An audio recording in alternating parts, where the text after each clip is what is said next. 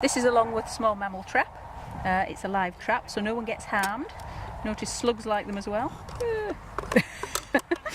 But basically, what it's got inside it is a nice little ball of dry bedding and a load of food. So anything that gets in there overnight is basically going to have a nice bed for the night. It's a bit like a mouse hotel. Next morning we come out and let them out again and see what we've caught. That's it. Lock it into place, open the door, and then we put it in the grass and see what we catch. So, sorry, just get rid of the other slug. Right. Cover it up well, and tomorrow morning we'll come back and check it.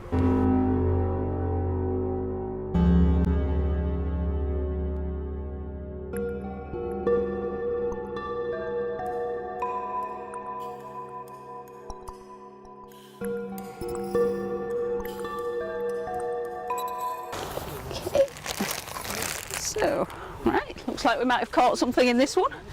So, we put the trap in a large plastic bag, take the bedding out of the trap and see if there's anybody behind it. And here we go, we've got a little vole. Field vole? It looks like a field vole, yes. It's got a very short tail, which makes it a short-tailed field vole. First thing to do when we get to this point is to explain the way to pick up small mammals. You never ever get hold of them by the tail. You wouldn't a field vole anyway, because as you can see it hasn't got much of a tail. But mice have very long tails, and people sometimes pick them up by the tails. Never do that because it pulls the skin off the tail and then they get infected and they die basically. So what you do instead, you get them into a corner of the bag, which always looks a bit mean, but it's not. I'm not squeezing it, I'm just holding it in place. Just let me get... They're lovely and warm if you're doing trapping in kind of cold weather. They make nice little hand warmers. You can kind of... No. Come on. A good grip on this one because it's a bit feisty. There we go. Right. Oh, look at the size of this one. Fat. This is a female. She's in wonderful condition. Voles are usually quite relatively well behaved, whereas mice will just jump out and hit you in the face.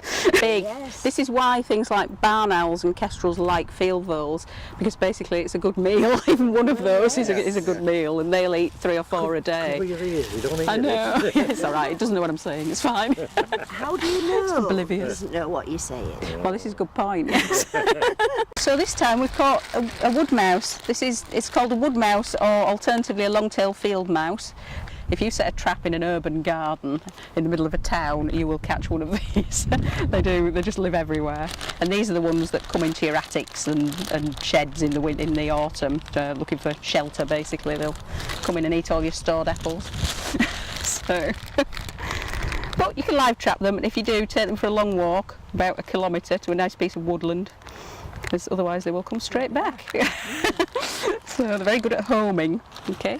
This one is surrendered, and you can see actually the little tiny pads on the bottoms of its feet. They're a bit like Spider-Man mice. They can actually run up flat surfaces because these little things kind of create a vacuum almost, so they can run straight up things, which is quite a handy trick for a mouse. But I'm not hurting it. This is, as I say, you see cats carrying kittens by the neck. Well, this is exactly the same. All I've got is its fur and skin, and really it's better if you get a really good scruff on them like this, because if you only get a little bit you'll nip them and hurt them. Don't want to catch a tail either, so I'll be quite careful. Come on, that's it, you're in. Right, so if you pass around and see immediately, huge ears, big eyes, because wood mice are pretty much nocturnal. You will occasionally see them during the day. Sometimes they'll go and feed on bird feeders and things. Do they interact with voles? They seem to share territory space. They only seem to get aggressive towards their own species. You see wood mice fight, they fight a lot, and older wood mice will have chunks out of their ears and all sorts. Anybody else want to try the vole on the hand trick? I don't know. Okay, don't close your hand over it, just let him sit on your hand, and then just push that down, and usually they stay there for a minute. It's a very vocal little vole. There he goes. Hi, fella.